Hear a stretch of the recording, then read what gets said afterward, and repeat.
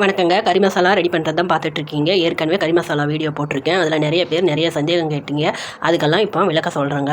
நான் எந்த ஊருன்னு கேட்டிருக்கீங்க. சேலம் மாவட்டம், சேலத்தில் தாங்க இருக்கிறேன். கறி மசாலா தூளில் ஏன் சீரகம் சேர்க்கலைன்னுட்டு நிறைய பேர் கேட்டீங்க. இதில் சீரகம் சேர்த்தா கறி மசாலாவோட வாசனையே போயிடுங்க. சீரகத்தூள் வாசனை தான் வரும். அதனால தாங்க சீரகம் சேர்க்கறதில்ல. மற்ற பொருளோட வாசனை அடக்கிடும். இந்த கறி மசாலா தூள் எதுக்கு சேர்த்தலான்னு கேட்டிருக்கீங்க. சைவ குருமாவுக்கு எல்லாத்துக்குமே காய் வதக்கும் போது சேர்த்தலாங்க. 5 கிராமிலேருந்து 10 கிராம் அளவில் சேர்த்தலாங்க. மட்டன் கிரேவி, மட்டன் சுக்கா, சிக்கன் சுக்கா அப்படின்ட்டு செய்யும்போது இந்த கறி மசாலா தூளை சேர்த்தலாங்க. குழம்புல இருந்து கறி எடுத்து எண்ணெய் ஊற்றி தாளிப்பீங்கள்ல, அதில் இந்த எண்ணெயில் இந்த கறி மசாலாவை சேர்க்கலாங்க. இந்த கறி மசாலா தூளை அதில் சேர்க்கும்போது கறியோட நிறமும் மாறி இருக்கும், வாசனையும் நல்லா இருக்கும், குழம்பும் நிறம் மாறி இருக்குங்க. ஹோட்டலில் வாங்கினா கறி குழம்பு எப்படி இருக்குமோ அதே கலரு வீட்டில் செஞ்சால் வராதுன்னுட்டு நிறையா பேர் சொல்லுவீங்க. இதை போட்டு செய்யுங்க. அதே மாதிரி அதே கலரில் அதே சுவையில் நல்லா இருக்குங்க.